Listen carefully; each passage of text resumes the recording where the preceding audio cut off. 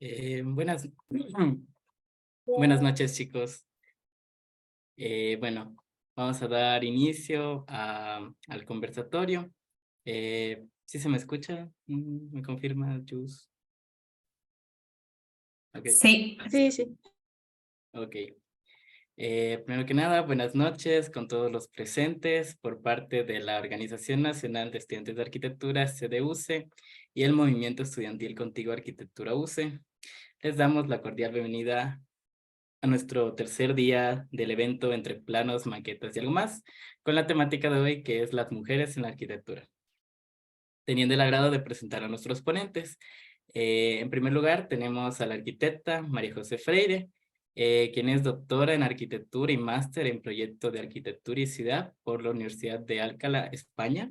Mención doctorado internacional por estancia de investigación en TUDEF, Holanda, disculpen la pronunciación. Ok, perdón. Andrés, sí, estás Sí, leyendo al sí, revés. perdón. Disculpe, los nervios. No pasa nada. Ok. yo dije, chuta, pero todavía no soy doctora. y- Ok, bueno, rebobinando. Presentando a la arquitecta María José Freire, que es arquitecta por la Universidad Central del Ecuador y máster en urbanismo con una especialización en espacio público por la Universidad Politécnica de Cataluña. Ha trabajado en planificación de espacios públicos para el municipio de Quito. Entre sus proyectos constan la rehabilitación y construcción de parques, plazas y pacificación de calles, con un enfoque de prioridad a peatones y ciclistas. Actualmente es docente de la Facultad de Arquitectura y Urbanismo de la Universidad Central del Ecuador en las cátedras de Urbanismo e Historia. Sus investigaciones se centran en la evolución histórica de las políticas y proyectos urbanos, metodologías de análisis de los espacios públicos y movilidad. Y como nuestra segunda ponente tenemos a la arquitecta Verónica Rosero, quien es doctora en arquitectura y máster en proyecto de arquitectura y ciudad por la Universidad de Alcalá, España. Mención doctorado internacional por estancia de investigación en TUDEF, Holanda. Arquitecta por la Pontificia Universidad Católica del Ecuador. Investigadora con más de 60 publicaciones entre libros, artículos indexados de opinión y divulgación en varios países de América Latina y Europa. Actualmente es docente de proyectos de titulación y crítica arquitectónica en la Universidad Central del Ecuador, fundadora de I+D+A, estudio de arquitectura que combina investigación, divulgación y proyectos arquitectónicos. Y sin más que decir, doy paso a Robin Morejón y a Pablo Quisilena y a los ponentes para que den inicio al evento. Bienvenidos. Bienvenidos.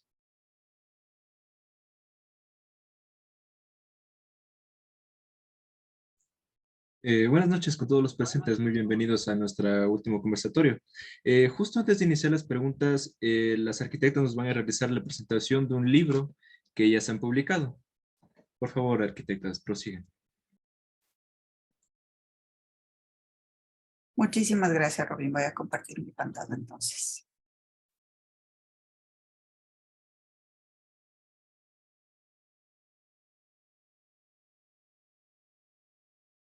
Listo, bueno, buenas noches con todas, con todos. Y gracias, Andrés, por la presentación. Y como les decía Robin hace un momento, vamos a iniciar primero. Uy, escucho como un eco Sí, porque hay el micrófono de Gardeni está prendido. Le voy a Por silenciar, favor, ¿ya? apaguen sus micrófonos, gracias. Ya, gracias. Entonces, como les decía, vamos a iniciar este conversatorio primero compartiendo un poco acerca de nuestro trabajo sobre el tema de las mujeres en la arquitectura y un poco la estructura de este. Vero, no sé si le puedes pasar a la siguiente diapositiva, por favor. Ya, no, eso. La estructura de la charla de hoy va a ser primero hablar un poco de la investigación pioneras de la arquitectura. Les vamos a mostrar un video resumen sobre la investigación y luego nos gustaría, como antes de las preguntas, como hablar solo, como un poco mostrarles lo que hemos hecho, como para que eso sirva también como no sé cómo decirlo, como gasolina, por así decirlo, como para empezar la presentación, ¿ok? Entonces empezaremos primero con lo de pioneras. Si le puedes pasar, Vero, por favor. Y bueno, vamos a empezar con esta investigación que inició ya hace bastantes años, en el 2018, y que justamente la idea era comprender un poco cuál es el aporte que han tenido las mujeres dentro de el panorama arquitectónico local.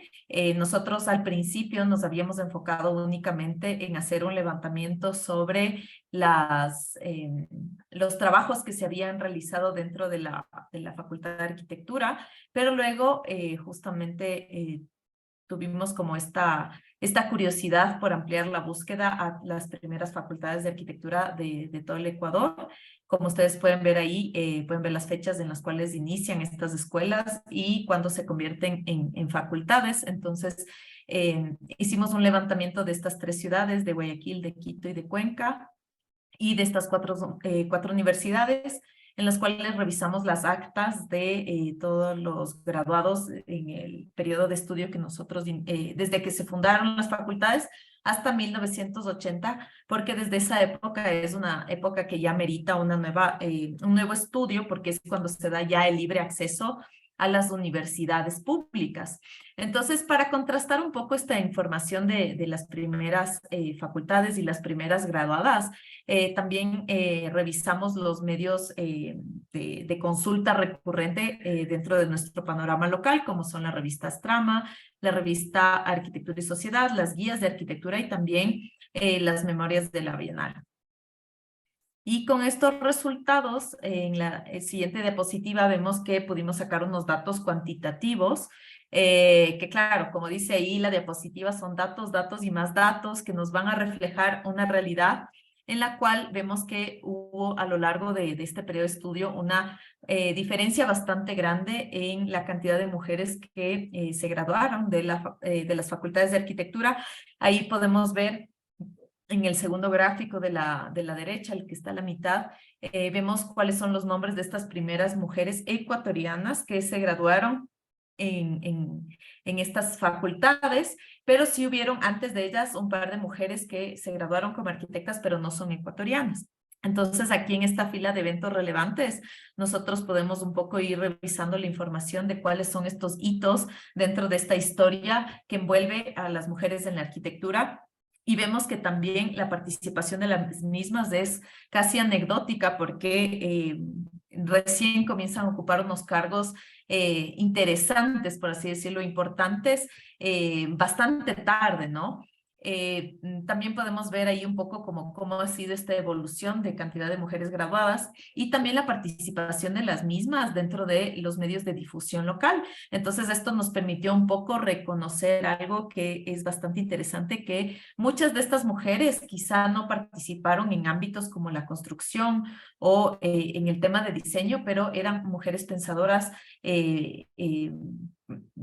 tenían una cantidad de producción teórica, estaban muy relacionadas con el tema de la investigación, con el tema de la reflexión teórica e histórica de la arquitectura, ¿no?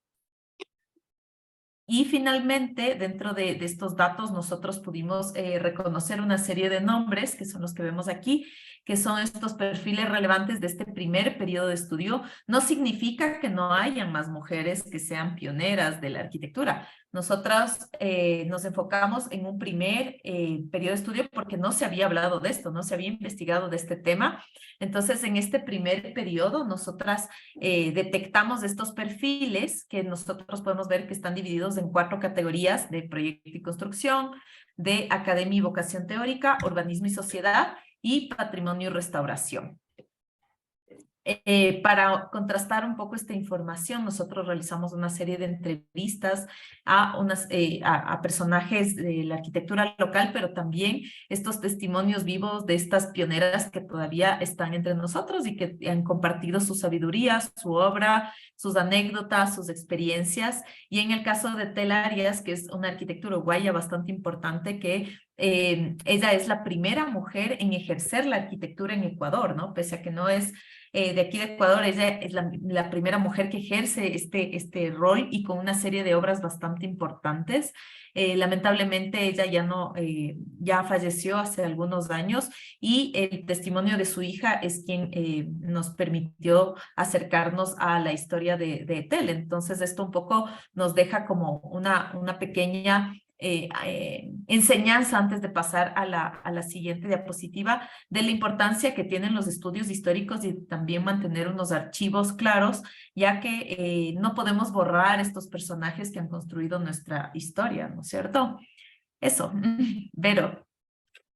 Muchas gracias, Majo. O sea, lo que podemos ver dentro de todo lo que ha explicado Majo en un tiempo récord, realmente es un trabajo que como les contaba ella misma, ha sido un trabajo de muchísimos años, ¿no? Entonces creo que eso es importante recalcar porque venimos haciendo esto, informalmente empezamos en el 2018 y luego ya formalmente en el 2019, en donde ha sido todo un trabajo importantísimo, no solamente de investigación, sino también de gestión para que toda la publicación pueda suceder, ¿no?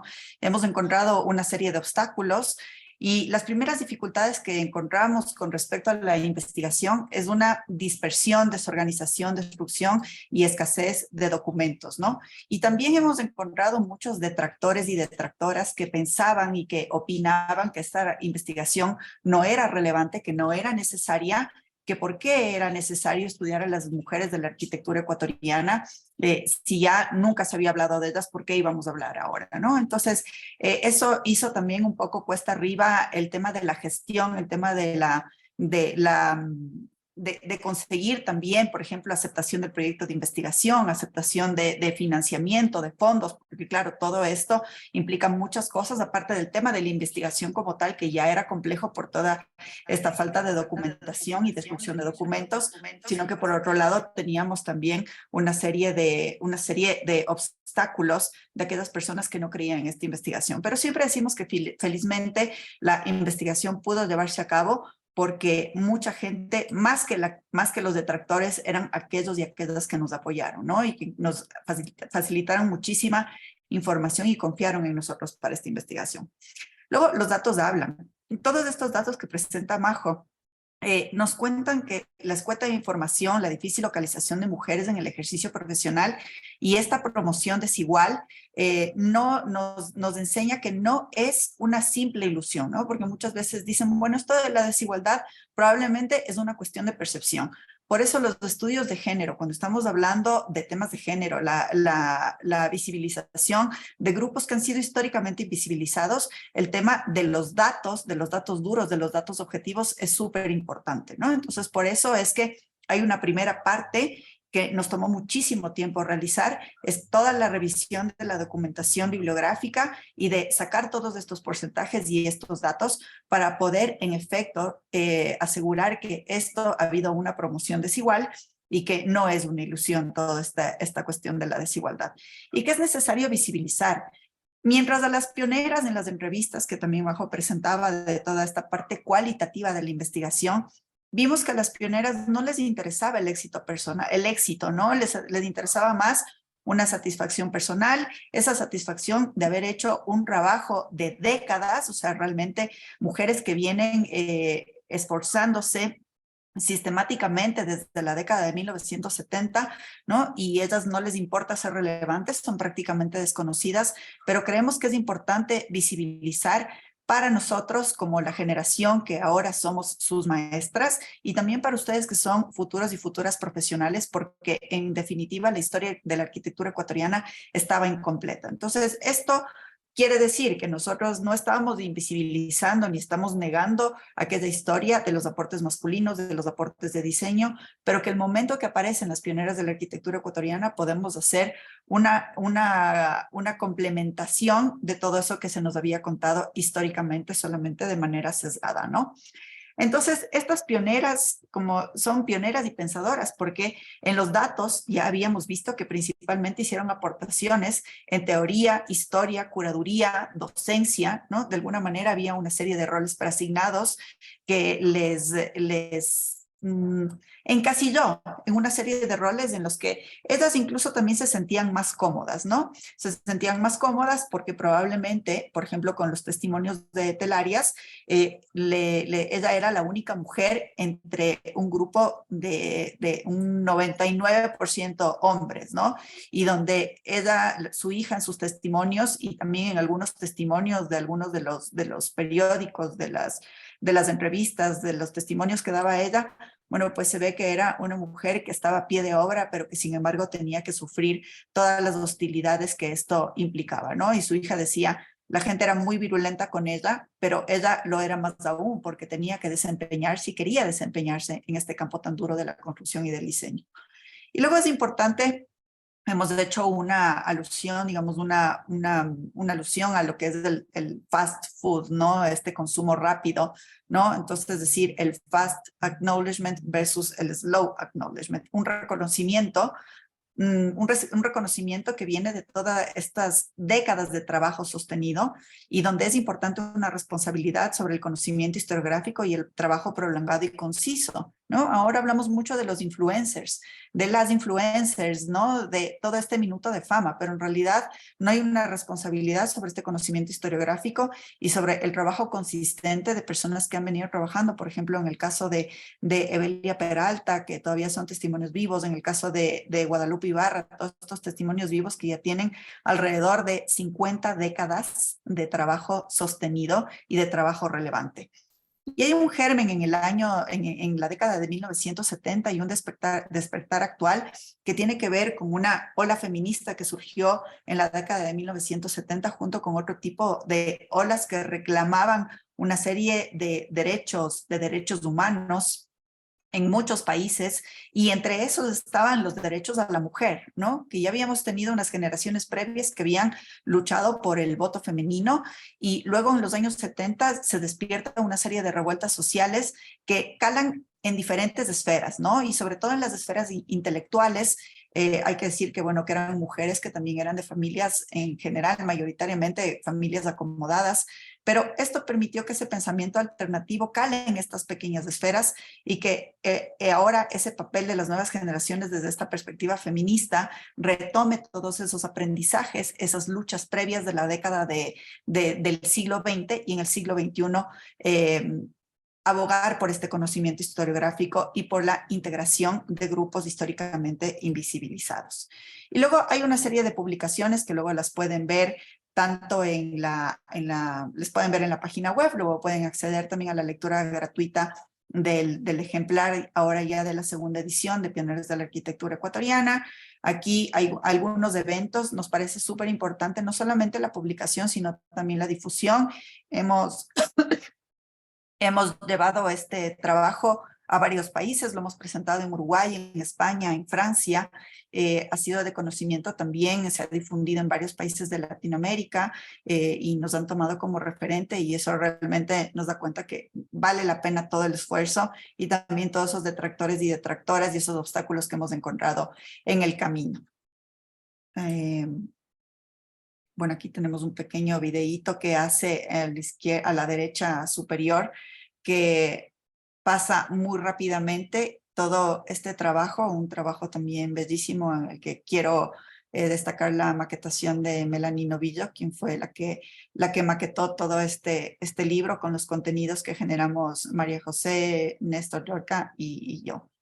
Entonces, bueno, todo este trabajo que además termina siendo como una especie de objeto que es un portal también a otras puertas, ¿no? Ustedes ven allí una serie de códigos QR que les van a permitir acceder a la exposición virtual, que está en una exposición en 3D, a la página web, a los artículos científicos publicados en revistas extranjeras, porque, claro, nos publicaron el artículo de Pioneras, la primera aproximación, nos lo publicaron en Brasil, el artículo de Telarias en Uruguay, y bueno, luego el resultado, toda la compilación y la adición de todo el material complementario y bueno, otros textos de autorías de diversas personas configuran el libro.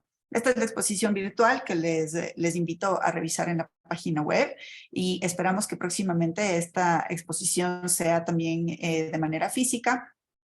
vamos a integrar algunos datos en la exposición del Museo Archivo de Arquitectura Ecuatoriana, en la exposición física, en la exposición permanente, porque no había ni una sola mujer en esa exposición.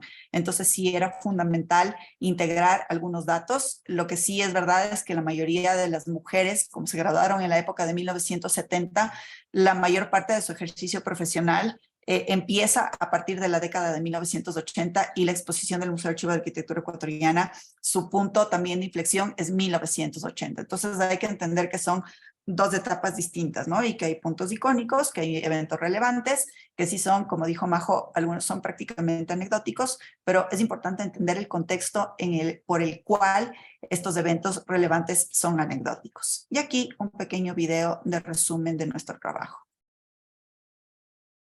Pioneras de la arquitectura ecuatoriana.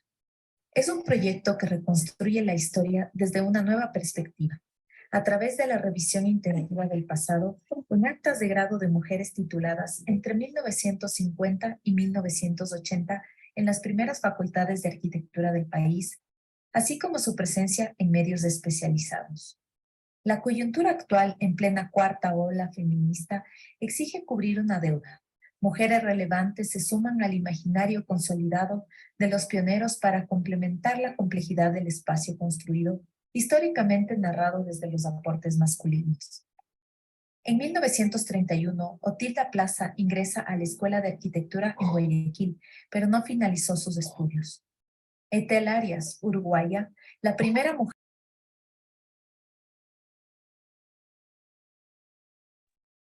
Vero ya no se escucha. Se dejó de compartir el audio. ¿No se escucha? Primeras sí. mujeres arquitectas Ahí sí. docentes en las universidades del país. Hoy, la presencia de un mayor porcentaje de mujeres en la profesión es eminente, pero seguimos las huellas de aquellas contadas arquitectas que transgredieron normas sociales para poder estar en los espacios que actualmente nos desempeñamos con relativa naturalidad. Pioneras de la arquitectura ecuatoriana, visibiliza a las mujeres que destacaron en proyecto y construcción, academia y teoría, urbanismo y sociedad, patrimonio y restauración. Y cada día aparecen nuevos perfiles que deben ser tomados en cuenta para reescribir la historia de la arquitectura ecuatoriana. Mediante una discusión crítica, la publicación reivindica la producción intelectual de la primera generación de arquitectas, quienes destacaron principalmente en la academia, historia y teoría, pero que también rompieron las duras barreras para las mujeres en urbanismo, diseño y construcción. Son pioneras y pensadoras. La segunda ola feminista de 1970 nos entregó a la sociedad a las primeras arquitectas ecuatorianas. En 2021 trabajamos por la responsabilidad sobre el conocimiento historiográfico y reemplazar el minuto de fama por el referente consolidado.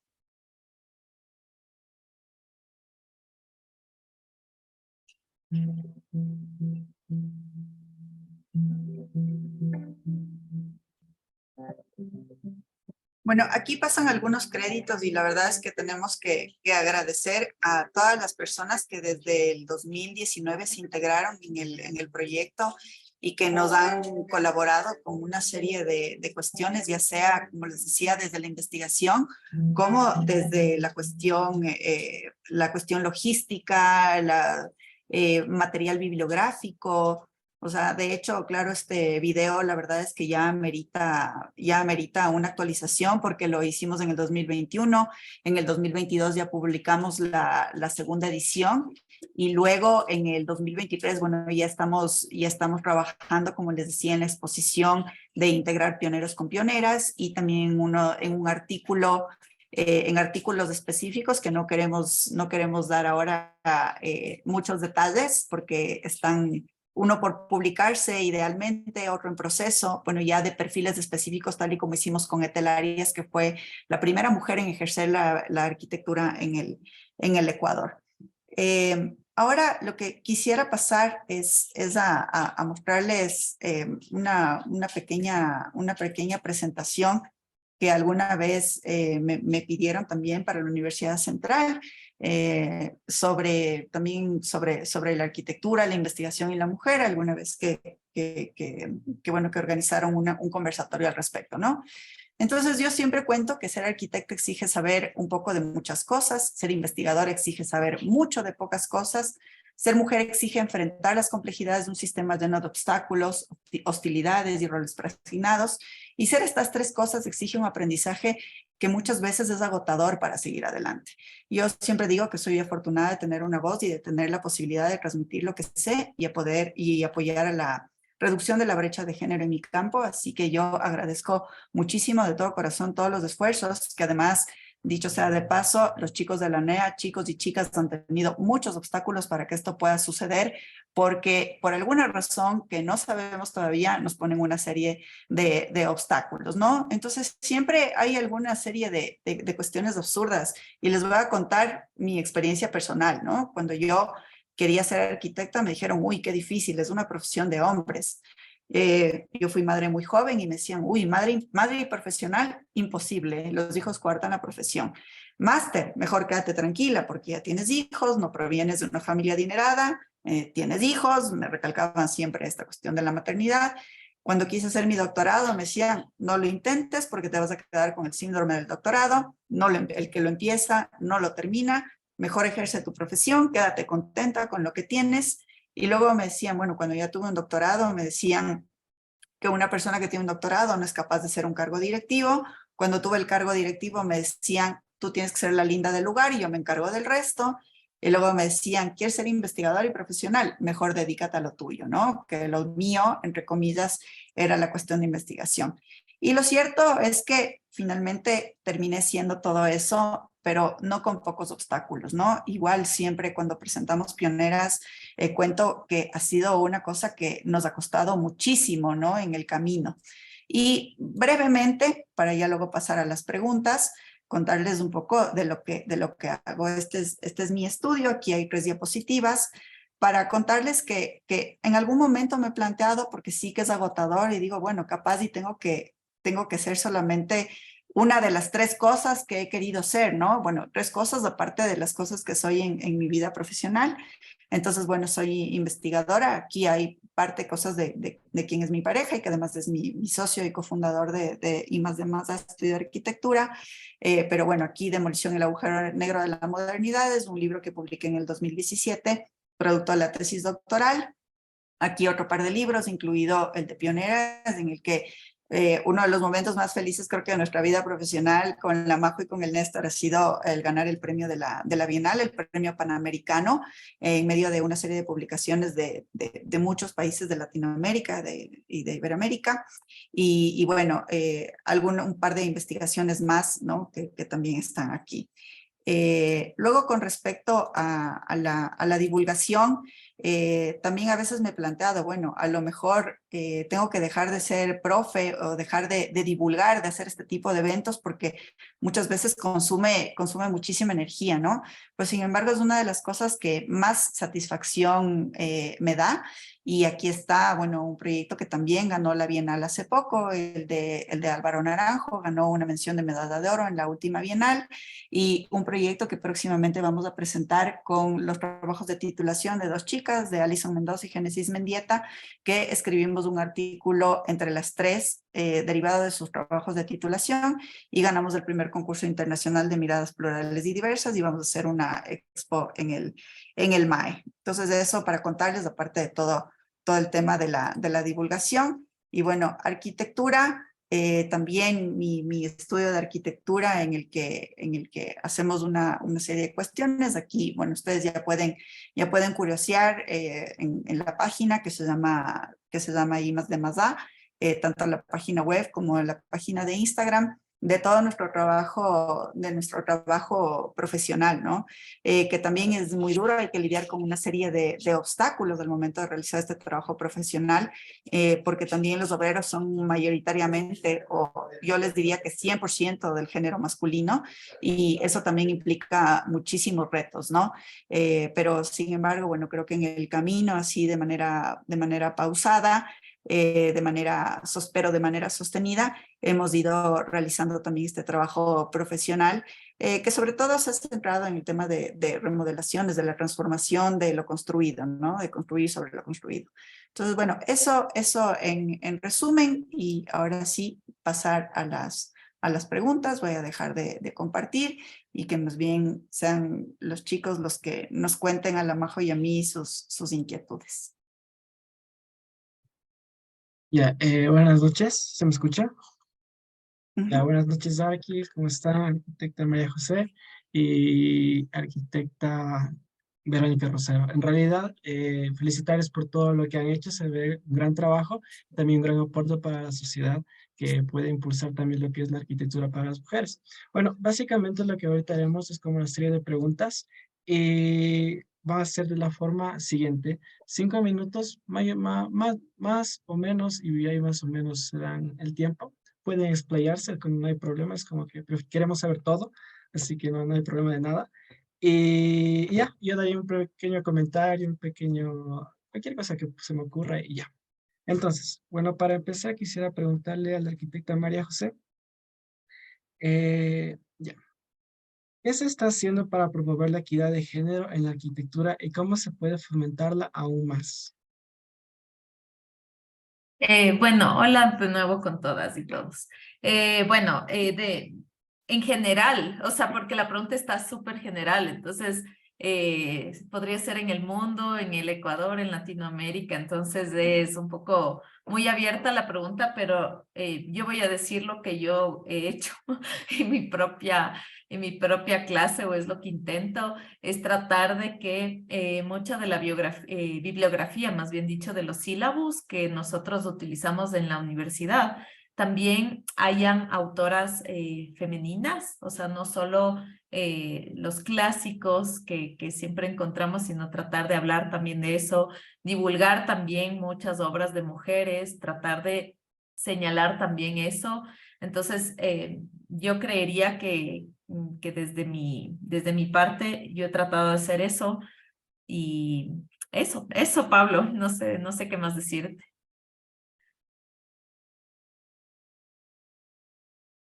Perdón. No se Sí, te escucha. justamente, ahora sí. Ya. De hecho, también recuerdo que sus clases eran súper chéveres porque nos comentaba y nos abría un poco más la mente, ¿no? Como que hay más en el mundo y que hay tanto valor que se debe dar a las mujeres. Ya. Y para arquitecta Verónica Rosero, la misma pregunta, se la repito, ¿no? ¿Qué se está haciendo para promover la equidad de género en la arquitectura y cómo se puede fomentarla aún más? Porque bueno, yo creo que el trabajo que hemos hecho con Majo y con Néstor es el trabajo del que nos sentimos muy orgullosos, profundamente orgullosos y satisfechos de haber podido, como les contaba, complementar la historia de la arquitectura ecuatoriana. Luego, aparte de ese trabajo académico, que creo que es lo más relevante que hemos hecho en ese sentido, también hay un librito que ustedes pueden consultar que se llama Conocer para Empoderarse, Arquitectura, Género y otras disciplinas, que hicimos con Pauli Villamarín, que también fue su profe, que también habrá sido profe de muchos de ustedes. Hicimos un esfuerzo súper grande, también con muchísimos obstáculos y con muchísimas trabas. Quiero recalcar esto porque la verdad es que parece que todo lo que hacemos es que nos quieren poner una barrera por delante, o sea, empezando por esas publicaciones y terminando por este conversatorio. Pero tuvimos muchísimas barreras para poder realizarlo, pero finalmente, mira, encontramos los caminos, nos cerraban un camino y buscábamos otro para poder publicarlo.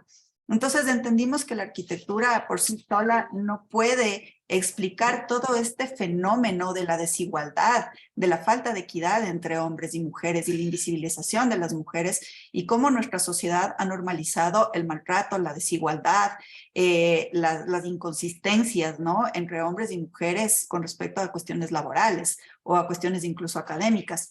Entonces allí invitamos a una serie de profesionales de la medicina, de la sociología, de la comunicación, de la ingeniería civil, de la geografía, de las leyes, ¿no? Nos parecía súper importante, de hecho invitamos a 2 abogados para que hablen sobre el tema de la desigualdad, ¿no? Y tuvimos a una abogada espectacular que habló sobre el tema de violencia de género y luego un abogado que habló sobre la cuestión de las nuevas masculinidades. La conferencia de la médica también fue impresionante, ¿no? Sobre cómo hay sesgos en cuanto a la atención médica también por parte de los profesionales de la medicina, y no solamente el sesgo a las profesionales, sino el sesgo a las pacientes, ¿no? Y a la investigación en dolencias femeninas. Entonces, bueno, hay una serie de cuestiones impresionantes que aprendimos y se consolidó definitivamente esta cuestión de conocer para empoderarse. Yo me acuerdo que una de las sociólogas decía, incluso se ha banalizado y se ha mercantilizado la palabra empoderamiento, ¿no? Y es una tristeza, porque ahora dicen incluso, bueno, píntate los labios de rojo y empodérate, pero en realidad nos están velando de lo que realmente es importante, del conocimiento, ¿no? De conocer que realmente somos una sociedad heteropatriarcal, desigual, y que no estamos trabajando verdaderamente al respecto. Entonces, si bien las estadísticas y los análisis ya de las organizaciones internacionales dicen que faltan muchísimas décadas, incluso quizá alrededor de unos 200 años, escuchaba el otro día, que es absolutamente alarmante, para llegar a la verdadera igualdad de condiciones entre hombres y mujeres. Pero bueno, no por eso nos vamos a quedar con los brazos cruzados, así que bueno, aparte de lo que dijo Majo, que yo también comparto que es importante reforzar los referentes de aportes de mujeres, no por el hecho que sean mujeres, sino porque en realidad nos estamos perdiendo un montón de contenidos, ¿no? Por sesgar toda esta bibliografía de estas mujeres que han sido pensadoras. Entonces, bueno, hay todos esos trabajos que les podría dar como referencia, y luego uno tercero que yo creo que les sirve a ustedes muchísimo como estudiantes, porque a mí me sirvió también como profesional, es la página que se llama Un día, una arquitecta, que tal como dice su nombre, durante 4 ediciones, durante 4 años, publicaron una biografía con los aportes de mujeres relevantes en el mundo de la arquitectura, también en categorías, así como las que hemos presentado en Pioneros de la Arquitectura Ecuatoriana. Entonces hay muchísimas biografías. Imagínense, 4 ediciones, una biografía por día. Eso quiere decir que si yo ahora les pregunto, ¿cuántas arquitectas conocen en la profesión? Y no se vale María José y Verónica.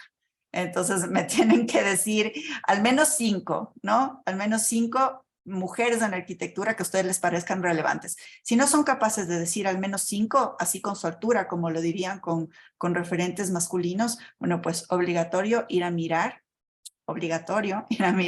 esta página de Un día, un arquitecto, ¿no? Porque realmente es súper enriquecedor. Para mí fue impresionante participar en ese proyecto. Yo redacté algunas de las biografías que están en esa página, así que bueno, realmente recomiendo, porque hay cientos de biografías, ¿ya? Eso. Ya, muchas gracias. Y de hecho, justo me fui un ratito porque, bueno, que no sé si se ve el librito. Ajá, bueno, yo asistí también a eso y me gustó bastante cómo hablaban de eso y cómo en el libro básicamente se habla sobre temas que existen, o sea, que le dan la luz, los problemas que tratan de cada día como que minimizarlos, pero que son igual importantes para todos y para tener, ser conscientes que a pesar de que supuestamente hemos avanzado bastante, todavía hay estas complicaciones y es muy complicado, bueno, todo este sistema. Ya, la siguiente pregunta sería... ¿Cómo afecta la presencia de mujeres en la... No afecta. ¿Cómo influye la presencia de mujeres en la arquitectura? Porque eso es negativo. A la toma de decisiones y el diseño de espacios. O sea, cómo se han expandido los límites de la arquitectura cuando a las mujeres ya se les ha dado la oportunidad de expresarse libremente, básicamente. La arquitecta Verónica Rosero, por favor. Verás, te voy a dar un ejemplo en el que a inicios de siglo XX, la arquitecta Margaret Schut-Lihotzky, ella hizo una cosa que ahora a nosotros nos parece absolutamente cotidiano y normal, y es el diseño de la cocina Frankfurt, ¿no? Cuando Margaret Schut-Lihotzky diseña la cocina Frankfurt, antes de eso se cocinaba de manera súper primitiva. Y esta cuestión de la forma de cocinar y de quién tenía que cocinar, bueno, históricamente se han preasignado el rol de la alimentación, el rol de lo doméstico, de todo lo que está relacionado con un trabajo reproductivo, estaba asignado a la mujer.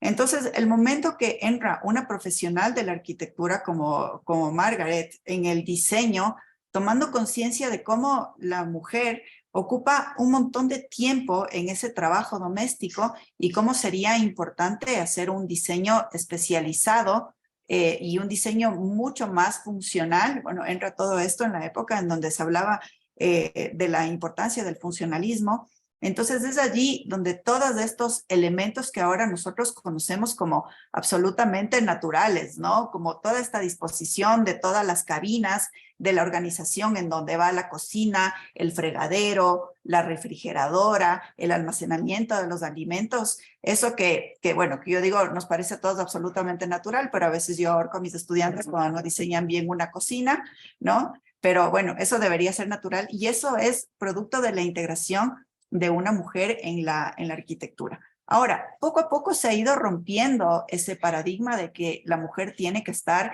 necesariamente en la cocina, ¿no? Entonces, pero de todas formas ya tenemos un aporte importante sobre la organización del espacio doméstico y poco a poco se ha ido rompiendo esas barreras. Yo no creo que las mujeres diseñen mejor que los hombres o viceversa. Yo simplemente creo en la oportunidad, en la igualdad de oportunidades y que así como hay hombres que diseñan muy bien, hay mujeres que diseñan muy bien. Entonces ahí nuevamente la página de un día una arquitecta. Hay arquitectas espectaculares, ¿no? Y yo el otro día, bueno, ahora que está Andrés, que es mi alumno en taller, bueno, el otro día les decía, una de mis arquitectas favoritas es Anne Lacaton, ¿no? A mí me encanta ella desde cómo diseña su pensamiento, la perspectiva que tiene con respecto a la arquitectura y a los problemas sociales es impresionante, ¿no? A mí me gusta muchísimo. Entonces, no hay una diferencia, pero sí que la incursión de la mujer en la arquitectura también nos ha dado históricamente una serie de aportes, sobre todo en el ámbito teórico, ¿no? Y aquí yo leo una pregunta que dice Emilia Valentina Sánchez, dice que ¿qué consejo se puede dar para que como mujeres en la universidad no solamente sean vistas como las mujeres que escriben bonito, ¿no? Entonces, yo creo que es indispensable visibilizar el trabajo, ¿no? Y te digo, Emilia, que a mí me ha pasado lo mismo, ¿no? Que decían, bueno, oye, tú que escribes lindo, dedícate a escribir lindo, ¿no? Pero yo hice 6 años de arquitectura, hice 1 año de máster, bueno, en el doctorado es donde aprendí a escribir, eso fueron otros 7 años, pero bueno, si he estudiado 7 años una carrera y aparte la he ejercido otros 7 años, bueno, pues entonces no tengo por qué restringirme solo a eso, y bueno, simplemente yo creo que la experiencia y el tiempo y el ámbito en el que tú te quieras, desarrollar, simplemente hay que meterle tiempo y esfuerzo, yo creo que esa es la cuestión, que vas a tener muchos más obstáculos, así como presentaba en esas diapositivas, mucho más obstáculos que tus compañeros varones. Eso lamentablemente es una realidad y como decíamos en la generación de pioneras, los datos definitivamente hablan, o sea, no hay otra cosa que decir. Sí, un poco también para recalcar el potencial que tienen las mujeres. Bueno, pues en mi caso, la mayoría de mis compañeras, cuando se es taller o eso, los diseños son una bestia, ¿no?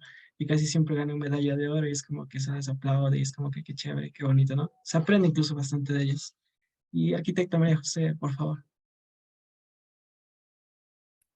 Sobre el mismo tema, me imagino, ¿no? Vale, bueno, en mi caso, yo más bien hablaría sobre mi área, que es la que yo más conozco, que es el urbanismo.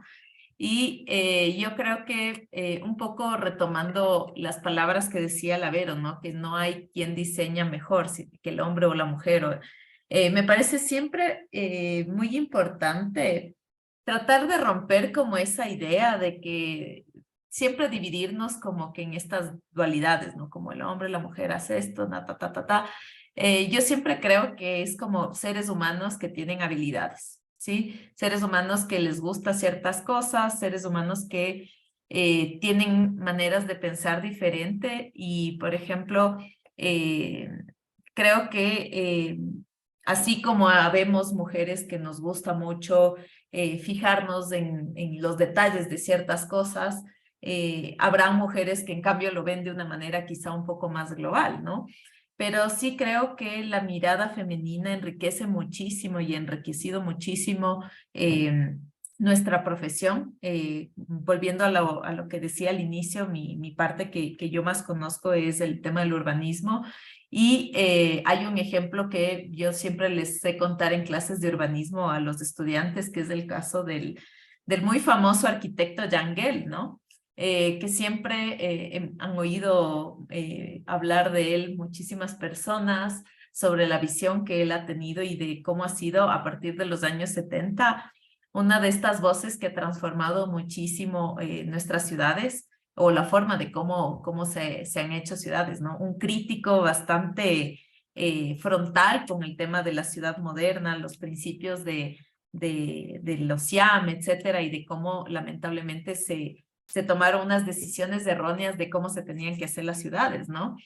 Y él habla de ciudades para la gente, ¿no? De humanizar el espacio público. Pero claro, detrás de Jan Gehl existe un nombre que nunca se dice, ¿sí? Que es el de su esposa, de Ingrid, ¿no? De Ingrid Gehl, y que yo siempre les cuento esta historia en clases, yo creo que sí se han de acordar bastante, ¿no? De que, claro, que un día, bueno, se casó este señor Jan con Ingrid, y que deciden irse de luna de miel a Italia. Y que Ingrid le dice, oye, Jan, y ustedes los arquitectos siempre están hablando del hábitat de las personas, siempre están hablando de cómo deberían ser las ciudades, de cómo debería ser la arquitectura, pero ¿ustedes realmente saben lo que la gente necesita? Claro, ella es psicóloga, ¿no? Entonces ella desde su área de estudio, ella decía, qué raro, ¿no? Un arquitecto se dedica a diseñar el hábitat de los seres humanos, pero no entiende qué es lo que ellos necesitan, ni las emociones, ni nada. Entonces yo creo que esta mirada de Ingrid fue la que, yo creo que gracias a ella es que él cambia por completo, porque es un arquitecto que estudia en la escuela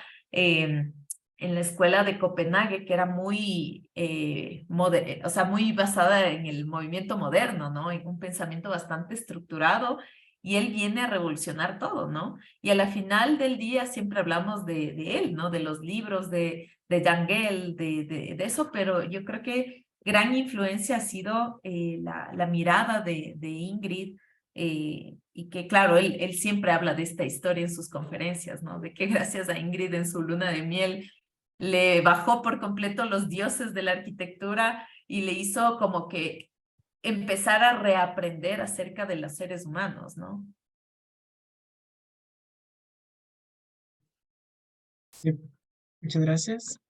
Y bueno, también algo que se ha notado bastante, bueno, se ha visto que hay bastantes estudiantes arquitectas, pero es raro que hay pocas que son como que o jefes de grupo o líderes de obra o como que tienen puestos importantes, que sí hay, y se ha ido esto cambiando, pero no es como que hay una igualdad y siempre se tiene todavía este estigma. Entonces, la pregunta sería, ¿cuáles son algunas de las barreras que impiden que a las mujeres arquitectas alcancen puestos de liderazgos en el campo profesional o social incluso también? Verás, Ujú. sí, hay un par de términos que los pueden consultar luego. Yo voy a tratar de explicarlos lo mejor posible, pero luego los pueden consultar, ¿no? Se llama el techo de cristal y el suelo pegajoso.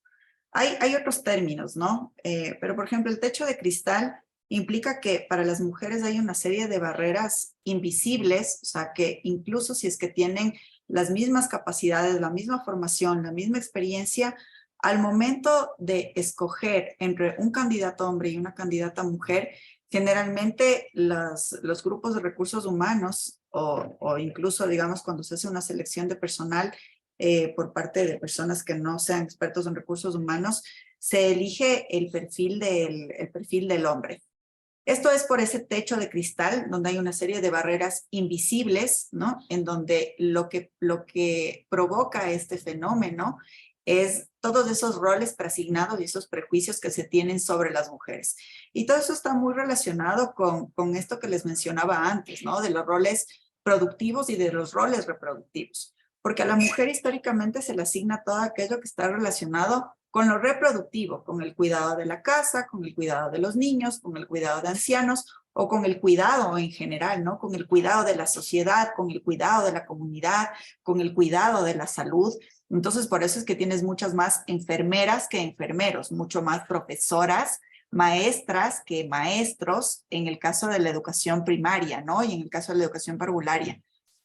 Pero ya luego en la profesión, claro, tú dices, ustedes tienen muchas compañeras mujeres, tienen muchísimas compañeras que además son hiper destacadas. Y mira que esto sucede desde los testimonios de nuestras pioneras de la arquitectura ecuatoriana, donde el hecho de ser mujer ya les han enseñado desde pequeñitas que para sobresalir, que para poder luchar en este mundo que es bastante hostil con las chicas, con las niñas, con las mujeres, tienes que ser excelente, tienes que sobresalir. E incluso sobresaliendo, e incluso dando lo mejor de ti, vas a encontrar una serie de barreras porque esto viene desde siglos atrás, esos roles preasignados, ¿no? Entonces, incluso muchas veces mira que se hace selección de personal, y eso ya es en los países más avanzados, una selección de personal a ciegas. Es decir, ya no se pone foto, ya no se pone el género, simplemente se pone los logros, ¿no? Simplemente se pone un currículum, ¿no? Donde objetivamente se selecciona. Porque, claro, a las mujeres, bueno, con estos roles históricos preasignados, bueno, muchas de sus compañeras, muchas de las chicas que están estudiando ahora arquitectura, probablemente les digan lo que me dijeron a mí, ¿no? Que es verdad que somos dos generaciones distintas, pero les van a decir, o sea, eres mamá, ya no puedes ejercer tu profesión. Te vas a casar o tienes una pareja o quieres o vas a estar en la casa, bueno, pues ya no puedes avanzar a unos estudios de cuarto nivel, ¿no? Que es lo que me decían a mí, y lamentablemente veo que 15 años después a las chicas les siguen diciendo lo mismo, y bueno, tienen que encargarse mayoritariamente del cuidado de los niños o del cuidado también de sus padres o de sus abuelos. Entonces, eso es lo que marca la diferencia. Y bueno, también hay una serie de hostilidades. Ustedes solamente basta fijarse, ¿no? Cuando hacemos una contrastación entre las hostilidades que recibía el alcalde de Quito versus la alcaldesa de Guayaquil. Ninguno de los dos ejemplares, obviamente, ¿no? Pero realmente el enfoque y el nivel de hostilidad se podía sentir, y es impresionante como la diferencia de género en los dos casos, ¿no? Entonces, sí, este tema del techo de cristal es una de las cuestiones que conceptualmente no permite que las mujeres accedan de manera fácil a cargos directivos, y que cuando ya acceden a cargos directivos, la hostilidad es brutal, brutal, o sea, ni qué contarles. Me gusta esa parte que dice que se premian las ideas ante que nada. Listo. Y arquitecta María José, por favor. Sí, yo solo quería complementar con algo que yo vi mucho en este camino que todavía espero que todavía sea corto, que todavía falte más, pero hay algo que yo sí he visto es justo del tema de este rol de cuidado que decía la Vero. Es que claro, como que de una asumen que tú como eres mujer tienes que ser madre, y como vas a ser madre no vas a tener tiempo porque tienes que dedicarte a tus hijos, etcétera, ¿no? Entonces es como que de una ya te asignan esa idea de que todas las mujeres tenemos que ser madres, y no todas quizá queremos serlo, ¿no? Y es como que ya eso de una ya te estigmatiza para que de una como que te quieran ya marcar, ¿no? Y otra es el tema que justo yo creo que como que esperan mucho como ciertas actitudes de que las mujeres seamos calladas, sumisas, de que estemos como que todo el tiempo como aprobando cosas o no diciendo mucho como en voz alta. Y yo lo que he sentido es mucho eso, ¿no? Que cuando hay una mujer que es independiente, que es soltera, que dice las cosas de frente, que levanta la voz, es como que asusta mucho, y eso como que les molesta. Y entonces lo que tratan de hacer directamente es tratar de ponerte como ciertos como sobrenombres o apodos o incluso muchos insultos como para tratar de denigrarte y como vincularte a un grupo de personas que como que intentan como que tratar de opacarte, ¿no? Como que tú no puedes, ¿no? Y es bastante complejo, porque yo lo que he visto es que muchas de mis compañeras en otros ámbitos, para poder llegar a una situación de poder, les ha tocado cambiar, incluso como adoptar una posición de hombre, que es lo más raro, ¿no? Como ponerse así duras, de ser bravas, de ser enojonas, de gritar y de todo para que realmente les puedan tomar en cuenta dentro de estos cargos directivos, y lo cual me parece bastante injusto, ¿no? Es decir, como que tú tengas que cambiar tu forma de ser, mostrar como que, no sé, como unas actitudes que quizás no son las que tú quieres para que realmente como que te quieran tomar en cuenta, ¿no? Y eso a mí sí me parece como bastante terrible. Es una carrera, bueno, en general, como hablo de la carrera de la mujer, es bastante compleja justo por estas cosas que como seres humanos todavía no hemos logrado superar, especialmente en nuestro país, ¿no? En nuestro país todavía vemos mucha desigualdad, vemos todavía muchos problemas, incluso a mí personalmente nunca o sea, no por un tema de género, sino que nunca me ha interesado tener una situación de poder, una posición de poder, pero cuando yo he intentado como sobresalir un poco lo que nos contaba Vero después de la presentación de Pioneras, lo que yo sí sentía era esto, ¿no? De que hay muchas personas que creen que porque eres mujer y eres joven, no puedes aspirar a algo más. Entonces es como que a mí sí me ha pasado que cuando yo quería empezar mi doctorado, yo escuchaba comentarios de algunas personas que decían, no, tú eres todavía muy jovencita, las mujeres deberían dedicarse a tener una familia, deberían dedicarse a otras cosas, primero ocúpate de eso, no te dediques sola a hacer el doctorado, deja esto a gente que sabe más, ¿no? Entonces era bastante frustrante, ¿no? Es complejo y quizá muchos de ustedes no les guste quizá como escuchar estas palabras, pero sí es complejo, ¿no? Yo creo que justamente este conversatorio es para eso, ¿no? Como para escuchar nuestras experiencias que a veces no han sido tampoco tan positivas. Muchas gracias. Buenas noches, arquitecta María José y arquitecta Verónica. Mi persona se va a encargar de preguntarles la siguiente ronda de preguntas. No sin antes iniciar mi ronda de preguntas con una de las preguntas del chat. Por favor, a todos los participantes oyentes que nos acompañan esta noche, recuerden que pueden dejar su pregunta en la sección de chat y nos encargaremos de que las arquitectas nos ayuden respondiendo y contándonos mucho más de su trayectoria. La pregunta es de Maleni Tulcán. Dice, cuando realizaron las entrevistas a las arquitectas que forman parte de su libro, ¿qué palabras de las mismas les marcó? Me gustaría que respondan primero esta pregunta porque la otra es un poco diferente, entonces abarcaremos la segunda después de responder esta. Por favor, primero la arquitecta María José y después la arquitecta Verónica y luego viceversa. El Robin creo que iba a decir primero la Majo.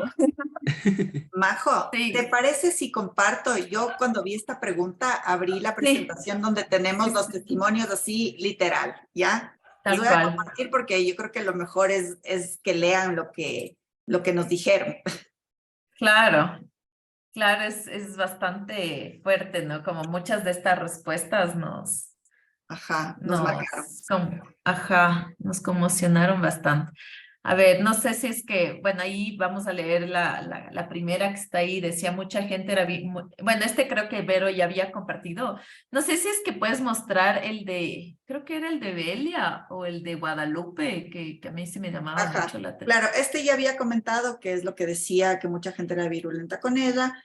Bueno, esto que es, que no habíamos comentado, de círculos privilegiados de invisibilidad, que en 1954 era difícil que una mujer fuera aceptada dentro de mi ramo, pero encontré el gran apoyo y ayuda en el arquitecto ecuatoriano Sixto Durán Ballén, con quien trabajé como ayudante. Y esto me suele gustar comentar, porque ella no era ayudante de Sixto Durán Ballén. Es verdad que Durán Ballén era un personaje muy relevante, ¿no? Alcalde, ministro de Obras Públicas, luego presidente, pero ella llegó a ser directora de planificación y era la encargada de realizar la transformación del Palacio de Carondelet, ¿no? El que conocemos como Palacio de Carondelet. Entonces, Empezó, digamos, como una ayudante, pero en realidad terminó siendo una mujer muy relevante y estaba a cargo de obras muy grandes porque destacó por su responsabilidad y por la finura de su trabajo, ¿no? Entonces, este fue uno de los testimonios. Aquí está lo que tú decías, Majo, de Sí. Evelyn. Ajá, y antes de pasar justo con este tema de lo que decía Vero, es que muchas de las entrevistas, ellas como que les daba miedo de decir que ellas cumplieron un rol muy importante. Hay una mujer que yo admiro mucho, que tuve la suerte de conocer también, que es Soledad Dulce. Ella lamentablemente falleció hace un par de meses y lamentablemente lo digo así porque nos hubiera encantado que ustedes le conozcan a Soledad.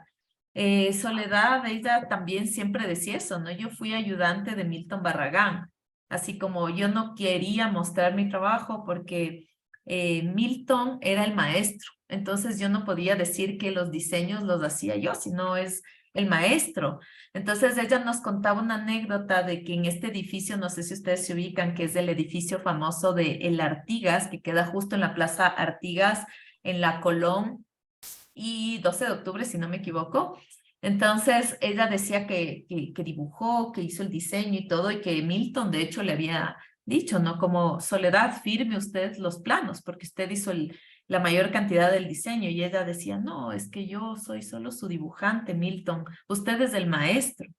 Entonces, claro, muchas de las obras de estas pioneras quizá están silenciadas porque no sabemos realmente cuáles de todos los trabajos en los cuales ellas participaron eran realmente de ellas, ¿no? Por ejemplo, había muchas cosas que a mí me sorprendían y yo hace un par de días estaba escuchando nuevamente la entrevista que le hicimos a Evelia Peralta. Y claro, ella también hablaba justo como leímos aquí, que ella nunca buscó enfocarse en estas diferencias de género y hablaba de esta idea de que las mujeres somos más ordenadas, aplicadas, que somos como siempre estamos cumpliendo pasos y que por eso nosotros nos va mejor en la investigación histórica y que los hombres en cambio tienen como otras experiencias de hacer lo técnico. Yo personalmente, la reacción cuando escuchaba esta frase, yo decía mis mejores amigas arquitectas construyen muchísimo. La Vero, la Pauli, son mujeres que la técnica la tienen súper bien dominada, o sea, saben bastante sobre construcción. Yo tengo otra gran amiga que es arquitecta ecuatoriana, pero que ella trabaja en Suiza y que o sea, yo siempre que tengo dudas sobre temas de construcción estoy llamándole. Entonces, a mí sí me sorprende mucho que a veces nosotros seguimos pensando que hay personas, o sea, que por el género podemos tener como ciertas habilidades diferentes. En parte yo creo que no depende mucho de eso, ¿no? Yo creo que una mujer tranquilamente puede ser la mejor constructora del mundo, ¿no? Sí, sí, exacto. Y creo que, bueno, en realidad Evelia, que es una mujer impresionantemente lúcida, ¿no? Y que todavía nos sigue dando lecciones sobre muchas cosas, pero de todas formas ha visto, ¿no? Estos roles preasignados que estamos contando aquí. Y por ejemplo, una muestra de eso es Guadalupe Ibarra, que también es una mujer impresionante porque es la mujer que actualmente en el Ecuador tiene la trayectoria más larga que una mujer haya podido tener aquí en el país, ¿no? Imagínense, ya son alrededor de 5 décadas de trabajo profesional. Y ella decía que como mujeres tenemos un doble trabajo, el ser madres, esposas y además profesionales, y que tenemos una ventaja sobre los hombres porque al diseñar una vivienda sabemos cómo funciona la casa. Quizá esto se empata con ese pensamiento que tenía Margaret Chudley-Hotsky, ¿no? Pero yo creo que a pesar de que tiene razón, ya tenemos que trascender de ese pensamiento, ¿no? De hecho, yo puedo decir, así como manera de anécdota, que quien domina la cocina en mi casa es mi esposo. Entonces, él es el que tiene súper claro cómo debe funcionar una cocina. Y bueno, yo les contaba así con el tema de las remodelaciones y que en nuestra oficina hacemos muchísimas remodelaciones y primordialmente de cocina. O sea, hemos hecho muchas cosas y claro, él es el que tiene más claro el funcionamiento de la cocina porque es el que se dedica a ello, ¿no? Entonces ya también hay que romper esas barreras. Y bueno, imagínense que a Dora Arizaga también le decían así como me dijeron a mí. O sea, Dora Arizaga en 1970 le dijeron, en el 70, claro. No, perdón, en el 70 le dijeron, su papá, oye, esta es una profesión de hombres, busca algo que sea para una mujer, ¿no? A mí me lo dijeron en el 99. Entonces, imagínense, hace como dirían mis hijos en el siglo pasado. Y esto fue una de las cosas más heavies. Y una de las mujeres más inspiradoras, no sé si Majo está de acuerdo conmigo, fue Marcela Blasio, guayaquileña, ¿no? La mayoría de las pioneras se aterraban con la palabra feminista, ¿no? Y es entendible porque finalmente es una generación que ha crecido con la satanización del término, ¿no? Porque a una sociedad heteropatriarcal no le conviene que traslademos a un modelo feminista, que obviamente no es lo contrario del machismo. Eso también creo que es una cosa que hay que consultar y hay que profundizar, ¿no? Para no confundir estas cosas. Y le preguntábamos a Marcela, una mujer dedicada al tema del urbanismo, dedicada a entender la sociedad, quizá en la manera en la que Majo comentaba sobre la relación entre Jan Gehl y su pareja. Bueno, ella nos decía que ¿por qué sus compañeras no quieren aceptar que sean el ser feministas, del haber sido irruptoras dentro de su profesión, de su campo y de la sociedad? Y decía que la hegemonía política no les permite aceptar porque tienen miedo a reconocerse como transgresoras de las formas de vida tradicionales de la sociedad y han tenido que afrontar cosas y anécdotas que no quieren contar. El feminismo es una liberación, el hecho de ser diferente y actuar diferente. Sabemos que nos van a criticar, pero nos da la posibilidad de crecer. Y bueno, claro, Marcela, o sea, hay que escucharle y ojalá pronto tengamos esa oportunidad, les invitaremos, pero sí, fue súper inspiradora. Yo creo que la más progresista, con el pensamiento más progresista, más de avanzada de todo este grupo y de toda esta gente a la que hemos entrevistado, porque también se ha dedicado a estudiar al respecto. Y bueno, yo creo que también hemos visto, Majo, el tema de que en Guayaquil el pensamiento está mucho más de avanzada, o sea, eso es impresionante. Más mujeres en la profesión, más mujeres ejerciendo la carrera, las primeras graduadas, mientras en la central todavía no había nadie en el 70, recién en el 72 se graduó la primera ecuatoriana. Bueno, pues en Guayaquil ya habían 25, ¿no? Entonces imagínense, 1 a 25. Entonces es tenaz, ¿no? Entonces, hemos descubierto también que hay que mirar mucho Guayaquil. Somos muy regionalistas y hay que mirar mucho a Guayaquil. Entonces, esto creo que responde la pregunta de Melanie. Muchas gracias. A uno de pequeño en el colegio siempre nos enseñan pues los nombres de los arquitectos, de las personas que hicieron las ciudades. Se nos enseña que fueron hombres, que no tuvieron ayuda de mujeres y bueno, eso está muy mal. Me parece muy bien y muy importante recalcar el rol que tuvieron las mujeres en la historia de la arquitectura y también en todos los ámbitos profesionales. Y me parece muy chévere el trabajo que han hecho con su libro, recopilando toda esta información para el bien de nuestra comunidad como arquitectos y también para la comunidad en general como ecuatorianos. Antes de las preguntas generales que hemos preparado, vamos a leer otra más del chat, de los participantes. ¿Creen que en la FAU la representación de las mujeres ha mejorado? De no ser así, ¿en qué podría mejorar? Yo solo puedo decir una cosa que quizá para mí es lo que me salta más rápido porque como yo estudié en la central, un poco puedo observar el cambio que ha habido. Quizá solo en tema de cantidad de profesoras que ahora nos dan clases, o damos clases, más bien dicho.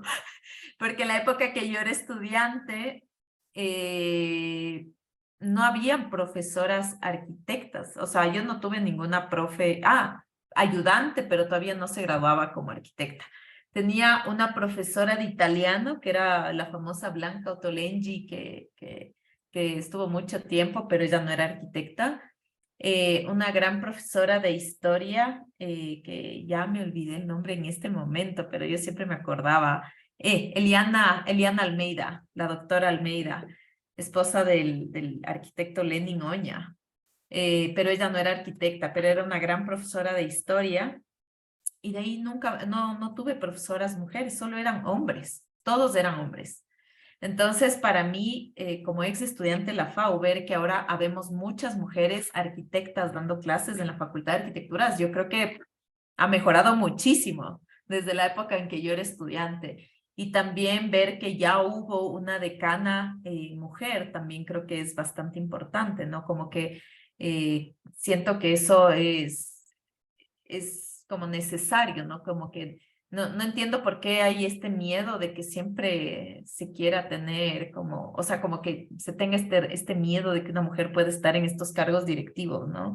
Y de hecho, yo creo que es bastante complejo porque cuando ya se asumen estos cargos, empiezan una serie de temas, de chismes, de rumores, de cosas así. Entonces, yo creo que sí, no lo digo por ningún caso en específico, sino que lo digo en general de cosas que yo he visto que han pasado en muchos lugares donde las mujeres asumen roles directivos, ¿no?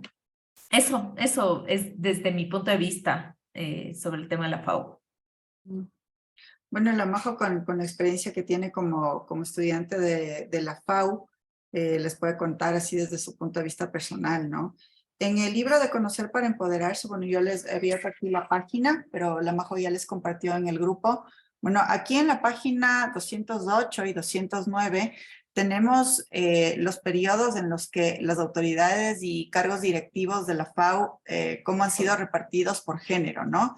Entonces, en general, en todos los periodos, ¿no? En el anterior digo, un antes y un después de Maritza, porque finalmente tanto Maritza Balcázar como Belén Granja, recién en el 2019, en el 2019 por primera vez las dos autoridades de la FAU son mujeres, y en el 2019 la primera decana mujer de la FAU, y en el 2021 la primera subdecana, la anterior fue Antonella Fustillos, pero en el 2021 recién dos autoridades son mujeres, cuando históricamente siempre habrían sido decano y subdecano todos hombres. Y en este periodo de Maritza es el único periodo en el que encontramos una paridad de género en los cargos directivos, ¿no?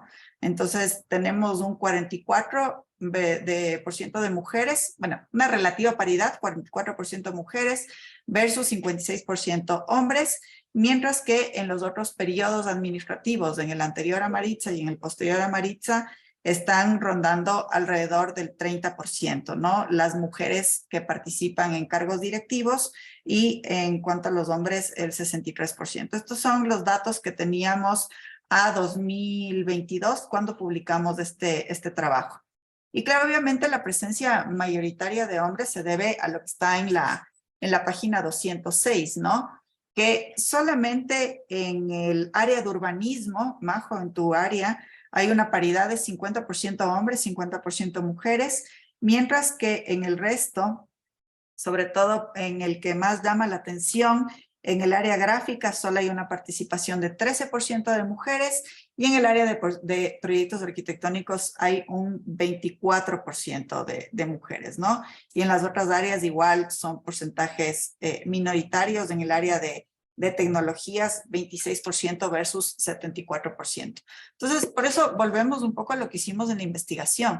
Los datos hablan, ¿no?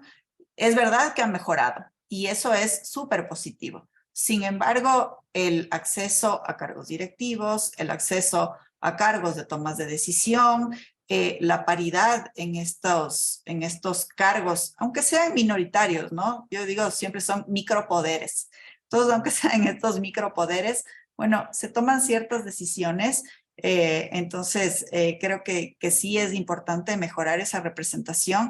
Y además tomar en cuenta, claro, que en estas incursiones, ¿no? De estos primeros cargos directivos hay muchísima hostilidad de por medio que no se puede negar, ¿no? Entonces, bueno, yo creo que también ustedes ahí tienen mucha fuerza como estudiantes en ese sentido, ¿no? Yo creo que muchas veces incluso yo lo he visto por parte de estudiantes, se juzga mucho más duramente a los cargos directivos ejercidos por mujeres que aquellos ejercidos por hombres. Entonces, piénsenlo, ¿no? Yo creo que es una cuestión de que hay que meditar, y como siempre digo, los datos hablan. Muchas gracias, arquitectas. Me parece que es muy importante tomar en cuenta sus experiencias, si han pasado por la FAO antes o en los tiempos de ahora, y que ha habido pues una mejora, aunque nos queda un gran camino por recorrer. Qué mejor que tener profesionales enseñando en nuestra facultad, dando cátedra, enseñándonos mucho más que conceptos intelectuales, valores, porque en la universidad, en la escuela, desde siempre se ha enseñado más que solo lo que los libros dictan. Se enseña a ser mejores personas, no solo profesionales. Y qué bueno contar con profesionales femeninas que nos guíen tanto intelectualmente, profesionalmente y también como personas, a hombres y a mujeres por igual. A continuación voy a empezar con las preguntas que hemos preparado para ustedes. Si alguien se anima a escribir otra pregunta en el chat, hágalo libremente, después la leeremos. ¿Cuáles son las áreas de la arquitectura donde las mujeres están más representadas y en cuáles creen ustedes que están menos presentes?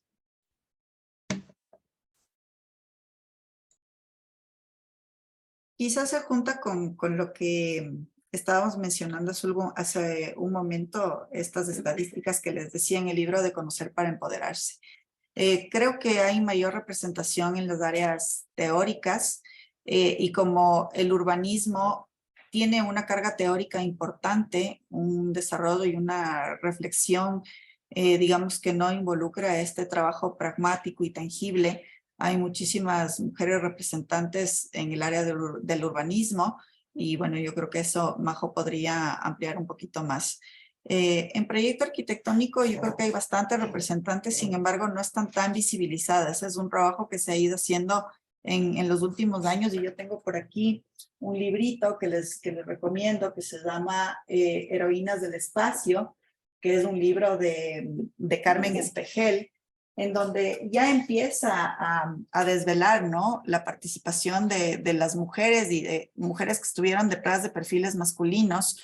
Entonces yo creo que este es uno de esas cuestiones en las que ya podemos ver que la mujer sí está representada en el tema del diseño arquitectónico y del proyecto arquitectónico, pero que finalmente no ha sido visibilizado ese aporte, ¿no? Y entonces hay una participación mayoritaria en temas de docencia, curaduría, teoría, urbanismo, y luego no solamente con respecto a la arquitectura, sino en general los índices mundiales indican que las mujeres, la participación de las mujeres en las profesiones que tienen una carga tecnológica es minoritaria, ¿no? Y que hay que reforzar eso, ¿no? En todas estas profesiones que tienen una carga tecnológica o que están relacionadas con las ciencias duras, ¿no? Como, o sea, ciencias duras en general.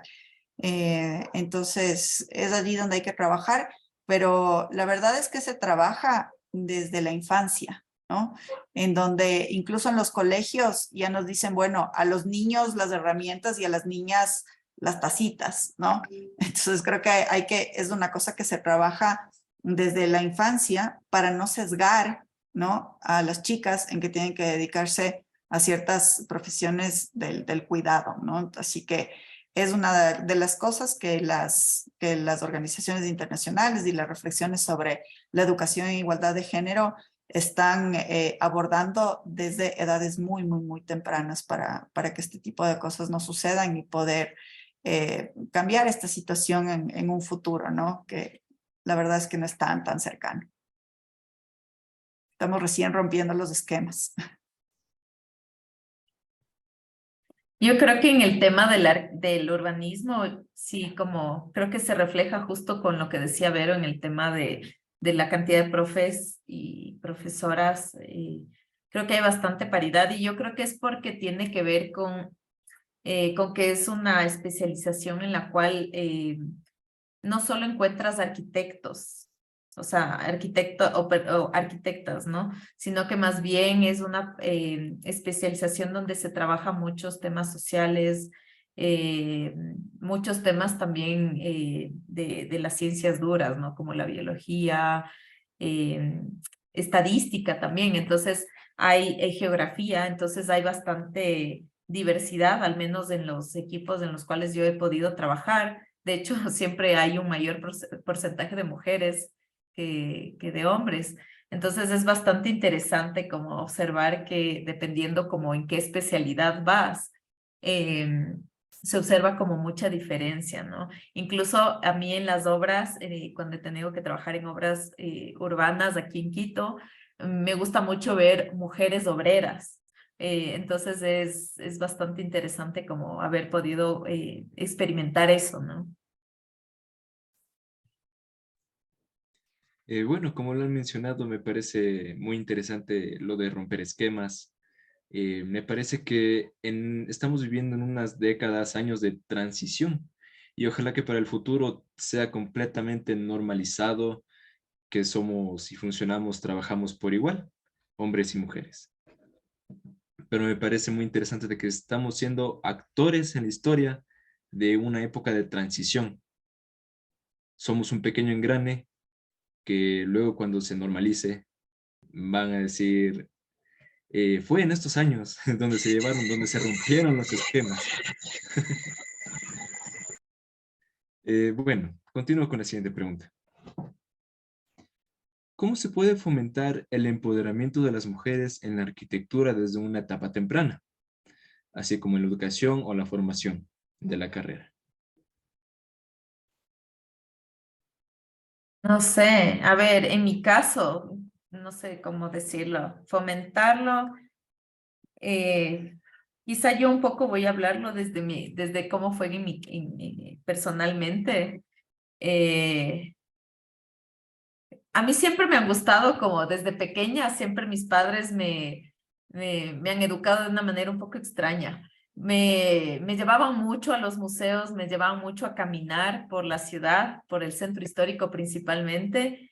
Y, y claro, eso más desde el lado materno, ¿no? A mi mamá le encanta mucho la música clásica, le encanta mucho la ópera, la historia y todo eso. Y mi papá, en cambio, era más de matemáticas y todo. Entonces, creo que el hecho de que desde pequeños nosotros tengamos como que esta diversidad no sé, como que de ideas, de conocimientos y todo, un poco te van guiando. En mi caso personal fue como este contacto con la arquitectura histórica, más bien dicho, que a mí sí me motivaba, y con el arte me motivó a pensar que esta mezcla entre arte y ciencias exactas me iba a guiar por este mundo de la arquitectura.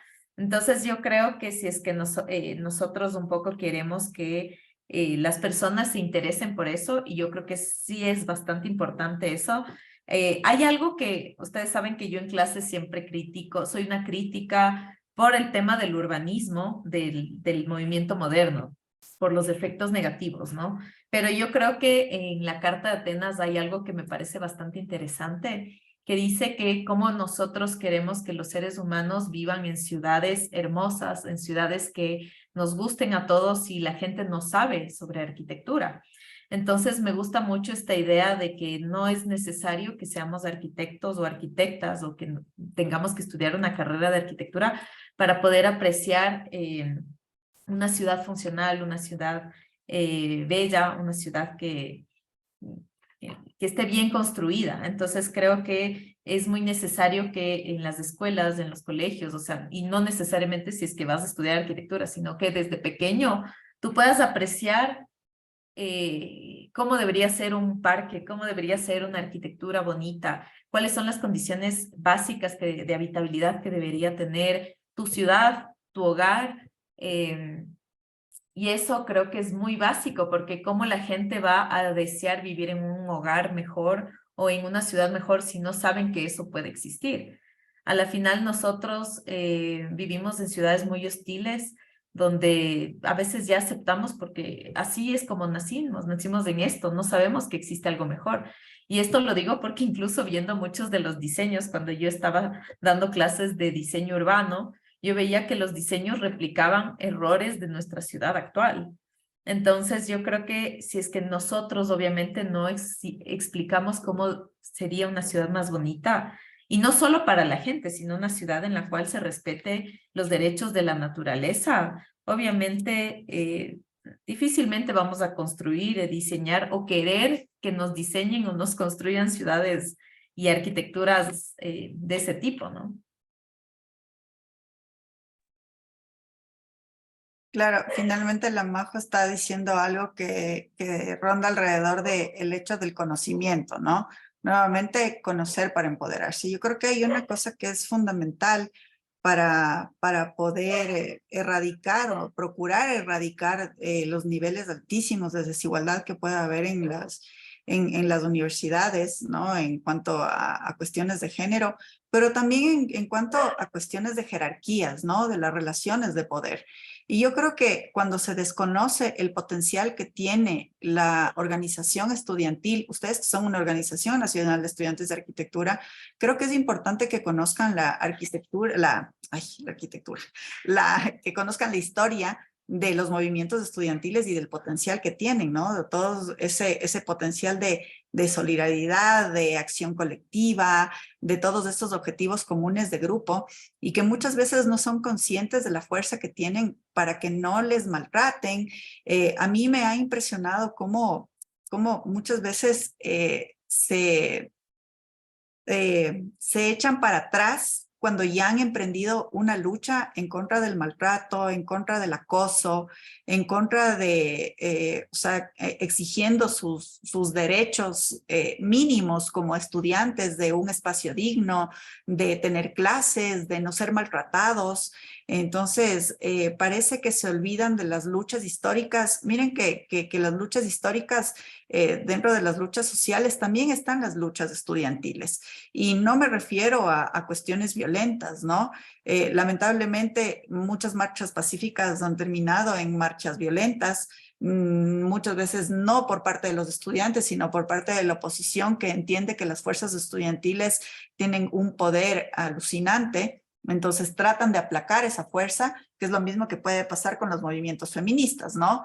O con los movimientos LGBTI. O sea, que hay movimientos que empiezan, por ejemplo, los movimientos en Estados Unidos por la lucha de clase y raza, ¿no? Entonces, el momento que empiezan a ver que estos movimientos sociales tienen fuerza, hacen todo lo posible por opacar esta fuerza, ¿no?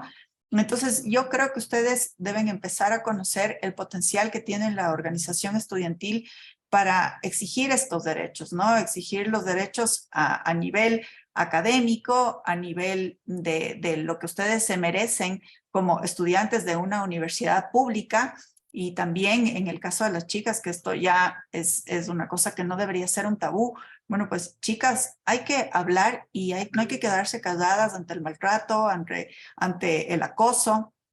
Y bueno, los chicos también, o sea, es que el maltrato tampoco distingue género muchas veces y yo creo que a veces nos han hecho creer o les han hecho creer que no tienen poder, que no tienen voz, que no tienen voto y sí que lo tienen. Entonces, bueno, yo les diría, no se dejen maltratar y no dejen que esas jerarquías, el ejercicio del poder les quite sus derechos, ¿no? Como seres humanos. Creo que eso es importante. Así que, bueno, para eso estudiar mucho, hay que conocer, hay que leer para ver qué es lo que nos cuenta la historia que nos puede ser de utilidad para el presente. Muchas gracias, arquitectas. Parece que cuando somos pequeños, tanto niños como niñas, tenemos la imaginación, podemos aprovechar y discernir qué nos gusta de la arquitectura, qué nos gusta del espacio, el urbanismo, los espacios como los parques, como las casas, si son bonitas, si son feas. Pero como ustedes ya lo han expresado en comentarios de un patriarcado internizado, que impiden a las mujeres, les dicen, no, arquitectura no es para las mujeres o tal carrera es muy difícil. Creo que ahí es cuando hay un problema en nuestra sociedad, porque ya dejan de ser niños y se comienzan a meter en la idea de que no pueden hacer cosas cuando en realidad sí pueden. Y es cuando entran a la universidad la mayoría de veces de personas, de mujeres y de hombres, que expanden sus horizontes y se dan cuenta de su verdadero potencial. Yo creo que sería importante de que las mujeres descubran su potencial a una edad temprana y que no sean menospreciadas por el entorno de su familia, por el entorno de la sociedad, de la escuela, y que sean empoderadas desde una edad temprana. La última pregunta, también nos llegó una pregunta al chat, pero esa la abarcará Pablo. Yo les voy a leer esta última pregunta que hemos preparado de mi parte. Luego Pablo continuará con unas pocas antes de que se nos acabe el tiempo, porque todavía nos falta mucho por conversar y acotar. ¿Qué consejos le darían a mujeres jóvenes que deseen seguir una carrera, la carrera de arquitectura? ¿Qué consejo?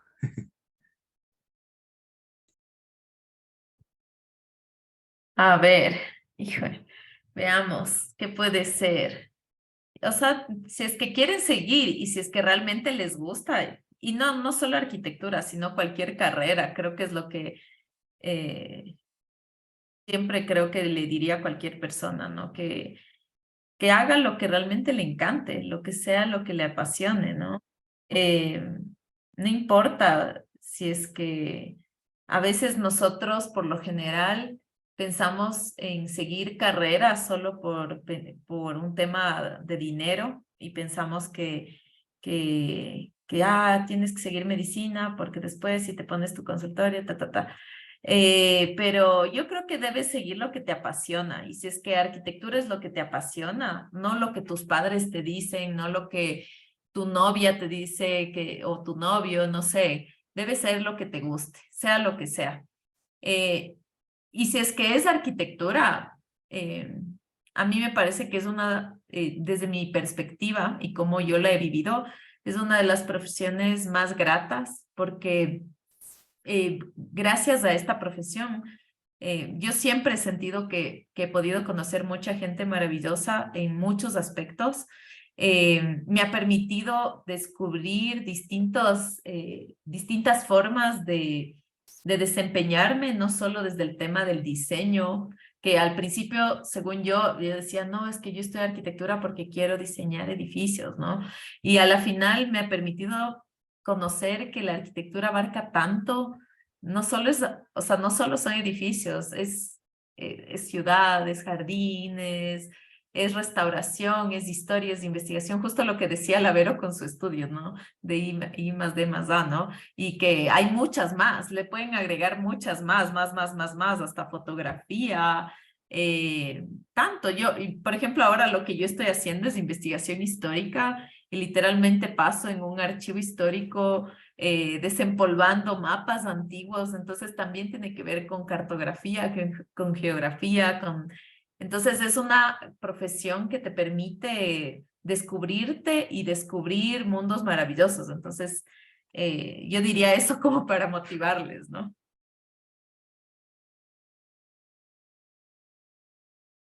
Sí, en la línea de lo que dice la Majo, definitivamente la arquitectura es una profesión súper versátil. Yo cuando entré a hacer arquitectura en la Cato, no me imaginaba el futuro que me esperaba. O sea, ni siquiera lo había podido anticipar en lo más mínimo. Y es una carrera muy versátil. Nos enseñan mayoritariamente a diseñar, pero yo creo que en el fondo nos enseñan un estilo de vida, ¿no? En una carrera muy versátil, muy variada y que muchos de ustedes, más ahora, incluso más que nosotras, más que las profes que están hablando ahora, van a tener que reinventarse, porque ahora incluso con la inteligencia artificial, con la suplantación de una serie de actividades que antes a las que nosotros les dedicábamos horas, ahora las hacen en minutos o en segundos, bueno, pues vamos a tener que reinventarnos, pero ustedes más que nosotras, y lo lindo es que es una profesión que te da un campo amplio impresionante, ¿no?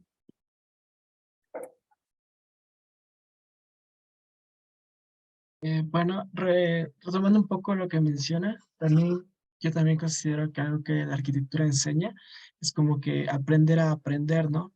Y también como a ser multifacético y que nos guste todo. Bueno, es mi caso. No sé cómo será. Y bueno, ahora leyendo un poco una pregunta que nos llegó del chat, la cual quisiera que escucharan, así, que nos manda una participante que dice lo siguiente. Yo quisiera hablar sobre la experiencia de ser estudiante y ser mujer. Incluso actualmente existen profesores que ya por el mero hecho de tu género, la clase puede ser más complicada, incómoda e incluso faltar al respeto. Quisiera saber sobre sus experiencias mientras estudiaban y cómo se podría generar más espacios seguros y de equidad, algo que realmente se escucha día a día y es complicado. Por favor.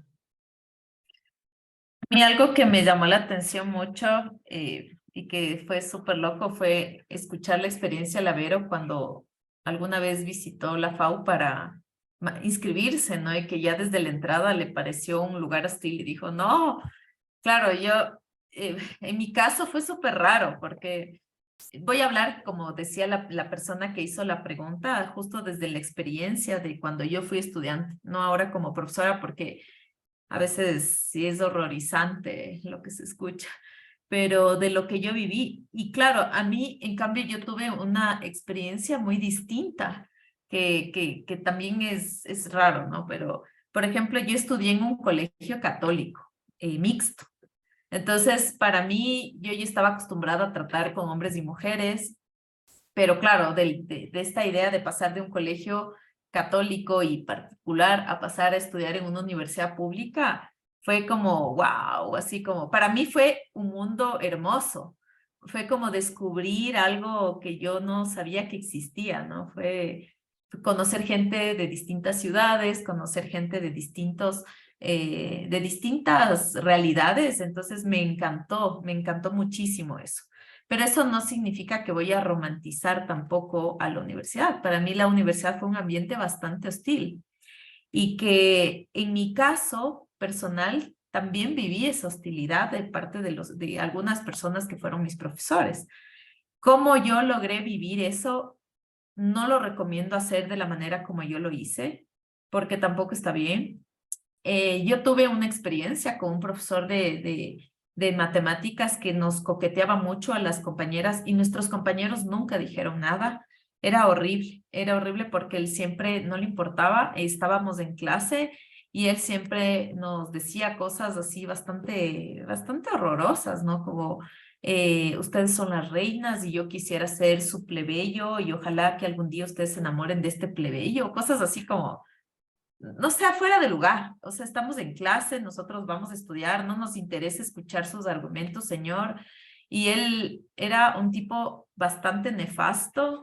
Y claro, en mi época era horrible. Nosotras no podíamos usar faldas de ningún tipo, ni largas, ni chiquitas, ni shorts, ni nada de eso, porque medio entrabas a la facultad y salían como hordas salvajes, todos los hombres, todos los compañeros hombres, como hordas de animales salvajes al patio, a que la chica que entraba era, le silbaban así, mamacita, mamacita. Entonces era horrible. Imagínense, era literalmente, pese a que yo pasé muchos de los mejores años de mi vida en la facultad, también viví rodeada de salvajes, ¿no?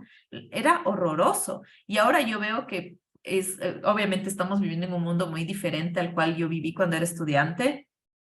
Y claro, como yo lo pasé fue, a mí me gusta mucho el rock, en clase siempre lo digo, me gusta mucho el rock y en las épocas que yo era joven me gustaba mucho el punk también y la música gótica. Entonces, cómo yo sobrellevé esto fue literalmente mostrar en apariencia que doy miedo. Entonces yo me vestía como una chica mala, así con spikes, con cadenas, con caras de muertos por todo lado. Entonces, los profesores me tenían miedo. Me respetaban porque era buena estudiante, pero me tenían miedo. Entonces, nunca más se atrevieron a coquetearme porque decían, esta chica viene con sus cadenas y nos ahorca. Entonces, claro, la única manera, o sea, qué feo hacerlo de esa manera, pero en mi época no podías ni siquiera denunciar porque no había ni siquiera el bienestar estudiantil. No había nada. Entonces, había muchas chicas que literalmente tuvieron que salirse de la facultad porque un profesor se enamoró de ellas y les acosaba y les seguía y les seguía. Y yo tenía una compañera que ella le tocó abandonar la carrera porque el profesor no, o sea, no le creían a ella que el profesor le mandaba mensajes, pese a que ella mostraba el celular con los mensajes y todo. nunca hubo un apoyo, entonces ella tuvo que abandonar la profesión. Eso es algo horroroso. Y claro, a mí me tocó eso. De hecho, ustedes van a escuchar muchas veces a mis compañeros profes que me conocían en la época que yo era estudiante, que mucha gente me tenía miedo. Y ustedes no se pueden imaginar, creo, a mi persona así como alguien que quiere inspirar miedo. Entonces, esa lamentablemente era la manera en la cual yo tomé para poder pasar por la carrera sin que nadie se me acerque. Fue literalmente como un puercoespín, como poner las espinas para que nadie se acerque. Pero eso no le deseo a nadie porque vive siempre como a la defensiva, vive siempre como tratando de que la gente se aleje de ti y no que se acerque, porque no quiere ser acosada y eso no le deseo a nadie, es algo horrible. Entonces yo cuando escucho a alguna de mis alumnas que está viviendo por eso, para mí es como que me está pasando a mí, es lo peor. Sí, o sea, en realidad es muy triste lo que cuenta la Majo de tener que sobrevivir en un ambiente de hostilidad. Y yo allí sí que siempre regreso y veo con mucha más gratitud el espacio seguro en el que yo estudié, ¿no? Yo estudié en la Universidad Católica y la verdad es que en los 6 años que estuve allí nunca fui consciente del privilegio que tenía de estar en un espacio seguro. Nunca viví ningún tipo de acoso, ningún tipo de hostilidad. Realmente un ambiente seguro en toda regla. Más bien ya cuando salía a la calle era cuando vivía la hostilidad, ¿no? Del espacio público por parte de gente desconocida, pero mis profesores, mis compañeros, realmente creo que nunca viví ninguna situación hostil, o sea, y soy muy grata con eso. Y habiendo sido estudiante de una universidad que para mí representó mi espacio seguro, y siendo profesora ahora de la Universidad Central y habiendo sido profe de varias universidades, de varias facultades aquí en Quito, yo puedo decir con seguridad que la forma de generar espacios seguros y de equidad vienen de una política institucional. Entonces, la verdad es que vuelvo otra vez a la fuerza de los movimientos estudiantiles, de las organizaciones estudiantiles. Tienen que exigir esas políticas de cero tolerancia al maltrato, cero tolerancia al acoso, cero tolerancia y socapar este tipo de violencias y de desigualdades, ¿no? Entonces, hay otras universidades en las que a la mínima muestra de acoso, de violencia, de palabras inapropiadas, de cuestiones políticamente incorrectas o que alteren el bienestar o los derechos humanos de los estudiantes y de las estudiantes, o sea, al primer momento, chao, o sea, no se pueden permitir ese tipo de cosas. Entonces creo que hay que exigir con muchísima fuerza como movimientos estudiantiles que desde la política institucional haya una política de cero tolerancia al maltrato, a la violencia y al acoso.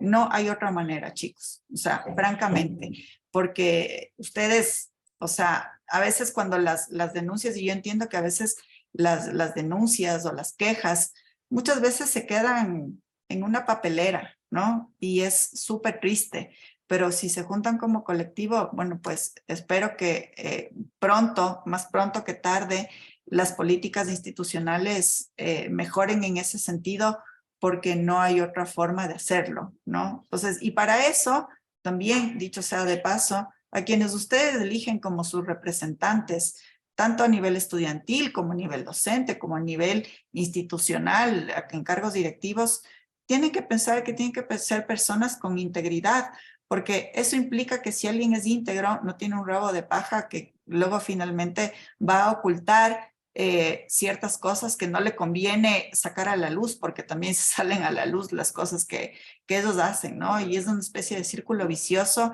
en el que no permite que todas estas políticas institucionales de cero tolerancia se asienten, ¿no? Con muchísima fuerza.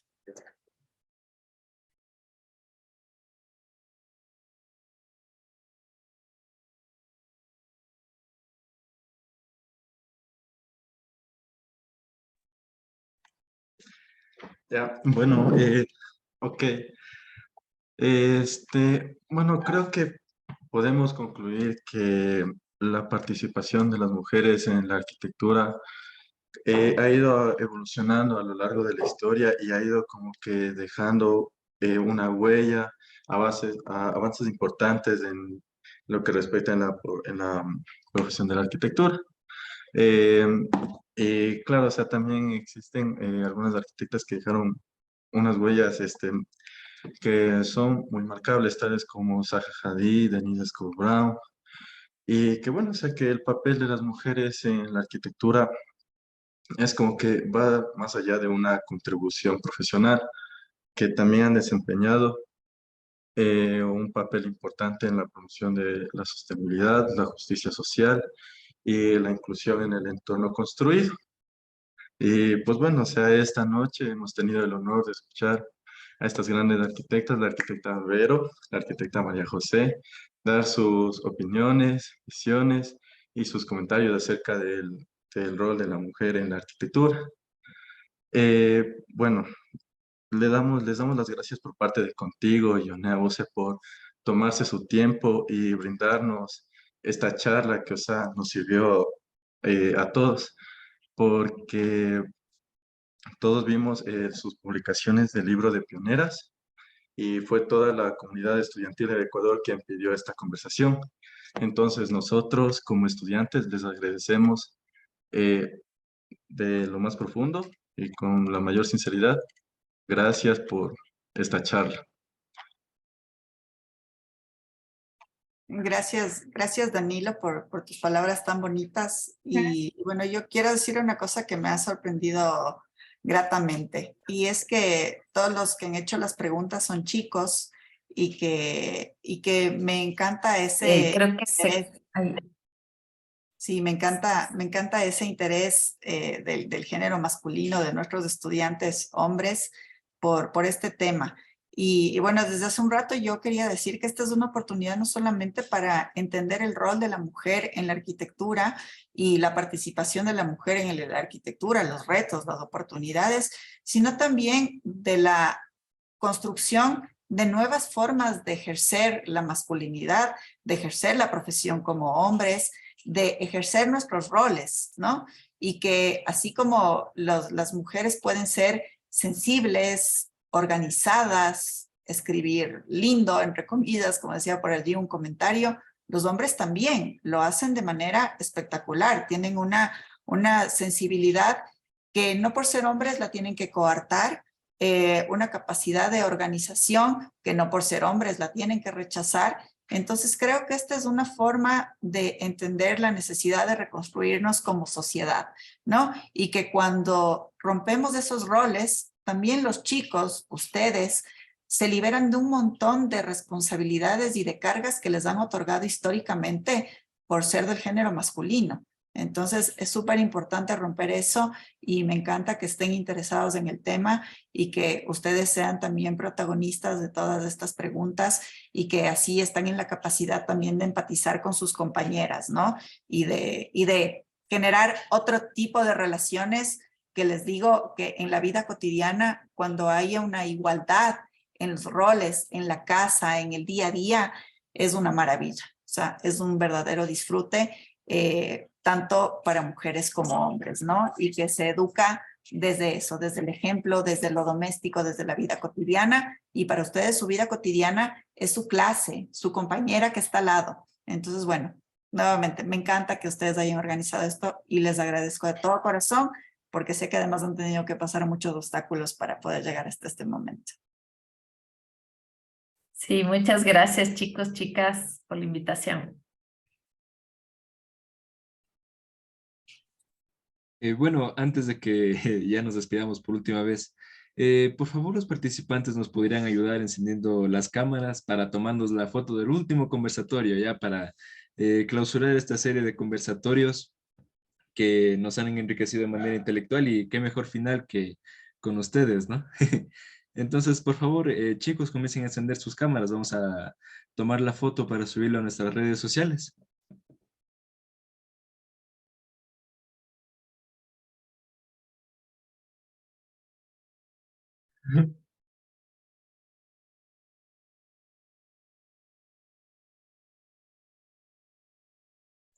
A ver, denme un momento, por favor. El de Steven Loaiza está al revés, sale girado. Ahí sí. Steven eso. Loaiza, por favor, bájate del techo. Ya. Listo. Ya, por favor, solo faltan unos 3, 4 personas más y nos va a quedar una linda foto.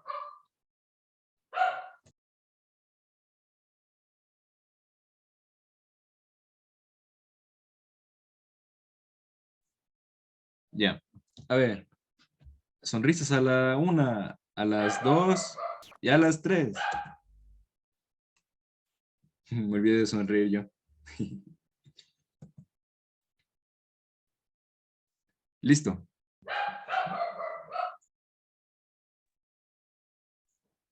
Listo. Muchas gracias a todos por el apoyo recibido, por esta gran acogida a todos los conversatorios. Su presencia ha sido muy gratificante para nosotros. Somos la Organización Nacional de Estudiantes de Arquitectura. Estuvimos con la arquitecta Verónica y la arquitecta María José Freire, que les pueden encontrar en la facultad. Eso, y qué mejor manera de despedirnos. Muchas gracias por todo el apoyo. Nos pueden encontrar en nuestras redes de Organización Nacional de Estudiantes de Arquitectura, CDUCE, o nos buscan como ONEA. Estamos en Instagram y en Facebook y donde sea que nos quieran buscar. Muchas gracias. Gracias a Adiós. ustedes. Gracias. Chao. Chao.